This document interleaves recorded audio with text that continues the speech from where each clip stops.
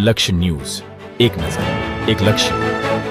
કલોલ તાલુકા પંચાયત ખાતે 15મી ઓગસ્ટના સ્વાતંત્ર્ય પર્વની ઉજવણી કરાઈ. તાલુકા પંચાયત પ્રમુખ બબીતાબેન શંકરાજી ઠાકોર દ્વારા રાષ્ટ્રીય ધ્વજ ફરકાવવામાં આવ્યો. સમગ્ર દેશમાં 15મી ઓગસ્ટના રાષ્ટ્રીય પર્વની ધામધૂમથી ઉજવણી કરવામાં આવે છે, ત્યારે ગાંધીનગર જિલ્લાના કલોલ તાલુકા પંચાયત ખાતે સ્વાતંત્ર્ય પર્વની રાષ્ટ્રીય ધ્વજ લહેરાવી ઉજવણી કરાઈ. આ કાર્યક્રમમાં કલોલ તાલુકા પંચાયતના પ્રમુખ બબીતાજી ઠાકોર, સામાજિક કાર્યકર શકરાજી ઠાકોર, કલોલ તાલુકા વિકાસ અધિકારી કલ્પેશસિંહ ચાવડા અને BRC કોર્ડિનેટર માયાબા, તાલુકા પંચાયતના કર્મચારીઓ તેમજ સદસ્યો ઉપસ્થિત રહ્યા.